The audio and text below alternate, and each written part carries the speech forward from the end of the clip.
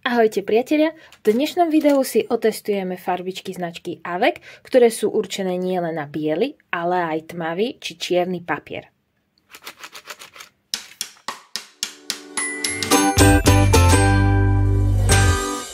V mojom balení sa nachádza 36 farbičiek, pričom 8 z nich je neónovej farby. Sú zabalené v takomto jednoduchom, ale zaujímavom papierovom balení.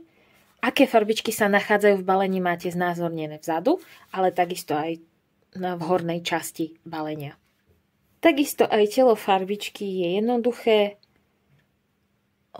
Je tu názov značky, že ide o farebné farbičky. Čo je zaujímavé je, že sú v podstate celé čierne. Taký nezvyk na farebné farbičky.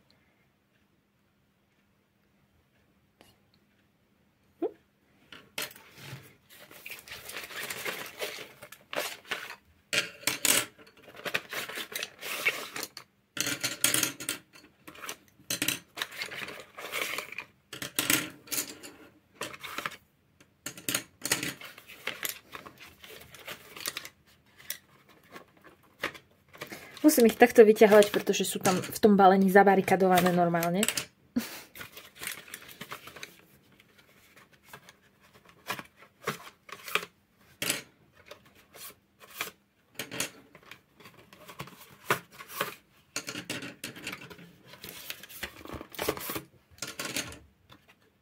A posledná. Dobre, čo sa týka tých neónových farieb, tak to bude pravdepodobne táto,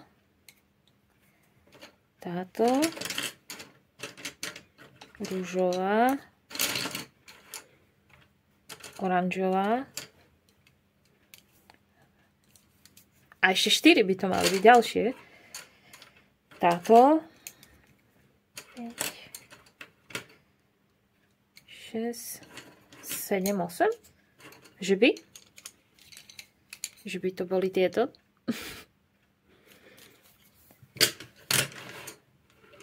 Takisto tu máme aj zlatú, striebornú a pravda, že veľmi dôležitú bielu.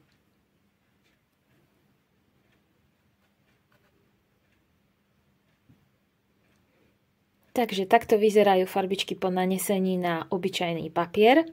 Čo som si hneď všimla je to, že sa nemôžete spoliehať na zobrazenie farby na konci tejto farbičky. Pretože nie všetky sú adekvátne tej farby, ktorá tá farbička vlastne má. Čo sa týka neónových farieb, tak úprimne z tohto by som si myslela, že sú tu neónové len 3. Čiže táto, táto a táto. Neviem, možno budú úplne ináč vyzerať na čiernom papieri, ale na obyčajnom mi za neónové prídu len tieto. Poďme si ešte tieto farbičky vyskúšať priamo na čiernom papieri.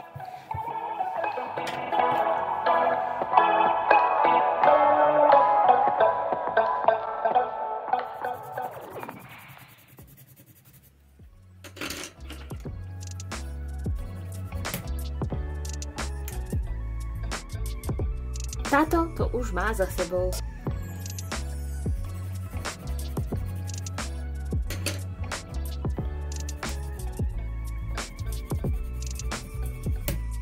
Aj táto.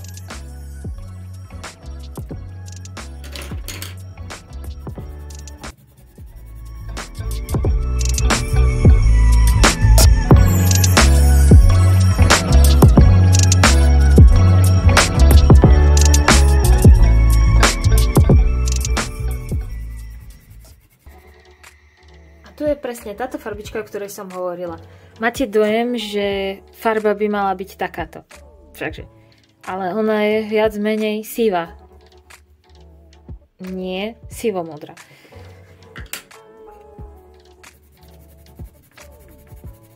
Táto takisto. Skôr vyzerá byť do hnedej. ale je takisto sivá.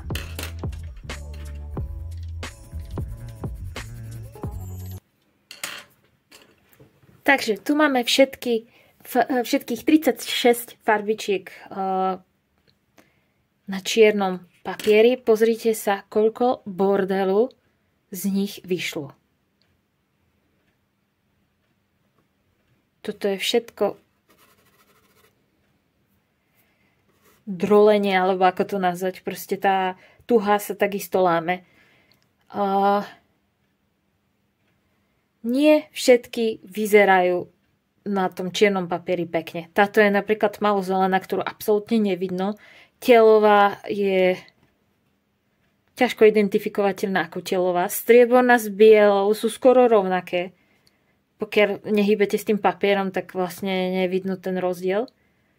Neonové, no neviem. Možno táto a táto zelená, ale toto je bordel po nich. A takisto 1, 2, 3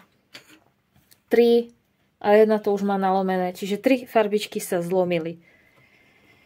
A skúsme ale urobiť ešte jednu vec a vyskúšať farbičky, ktoré o sebe netvrdia, že sa s nimi dobre kreslí na čierny papier.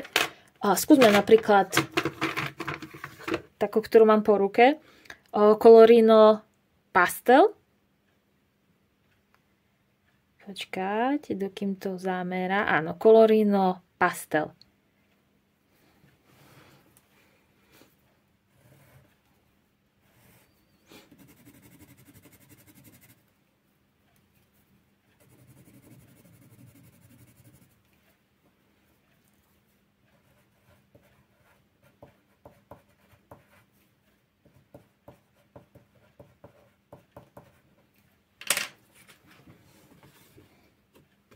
Čiže je medzi týmito farbičkami rozdiel? Ani by som nepovedala. Možno, že ešte tá ružová krajšie vyzerá ako táto. Takže, neviem. Myslím, že troška sklamali. Keďže najviac nás asi pravdepodobne zaujímajú, ako budú vyzerať na čiernom papieri, poďme rovno začať vyfarbovaním tohto obrázka.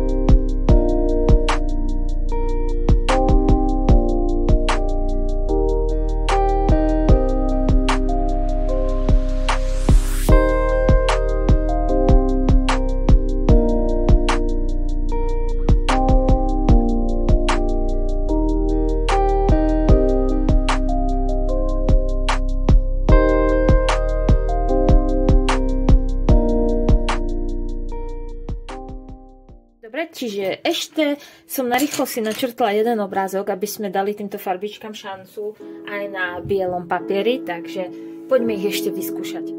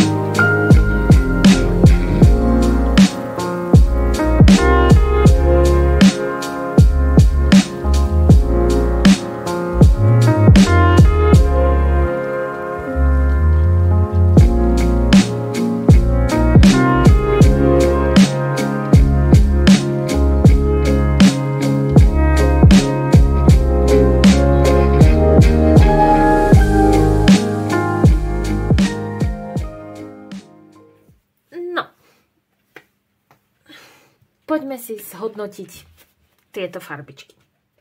Takže, poprvé, toľkoto tuch sa mi podarilo zlamať počas celého tohto videa. To znamená, že to boli len 2 obrázky, toľko tuch. Čo je zaujímavé, lámali sa vlastne v v dosť veľkej veľkosti. Druhá vec, mám tu po nich ohromný bordel, čiže budem musieť umyť celý stolik. Obrázok na čiernom papieri, obrázok na normálnom výkrese, teda na bielom papieri. Dobre, poďme najprv na normálny výkres. Čiže s farbičkami na normálnom výkrese, teda na bielom papieri, nebol nejaký výrazný problém, teda okrem lámania túch. Pracovalo sa s nimi dobre, ničím výnimočné, obyčajné, lacnejšie farbičky. Takže asi takto by som to zhodnotila. Čo sa týka čierneho papiera, na ktorý som sa naozaj veľmi tešila, pretože, ako som už hovorila, na obale píše, že sú perfektné na bielej a na tmavý papier, tak ma v tomto prípade úplne sklamali, pretože farbičky síce dokázali prekrývať jedna druhú, ale tie farby sú kompletne nevýrazné. Z bielej ani nevidno, že to je biela, skôr vyzerá ako sivá.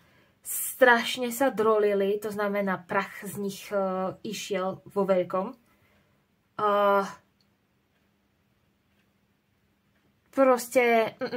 Nie, určite nie sú dobré na čierny papier. Teda, ak chcete robiť nejakú obyčajnú kresbu, tak možno, ale nie. Ako som už predtým spomínala, obyčajné farbičky Colorino Pastel, ktoré sa nevyznačujú tým, že by boli úžasné na čiernom papieri, urobili podľa mňa oveľa lepší efekt, než celé tieto Avec farbičky. Hej, čiže tu sú na čiernom papieri, tu sú na farebnom papieri. Teda na bielom papieri, pardon. Neonové napríklad boli veľmi krásne na obyčajnom papieri, na tom čiernom sa už v podstate strácali. Hej, čiže farbičky dobre na hranie. Za tú cenu a za to množstve, ktoré dostanete, sú na hranie. Nie na tvorbu nejakého, podľa mňa, výnimočnejšieho diela. A nezabudnite si pripraviť strúhadlo a čistiaci prostriedok. Ahojte!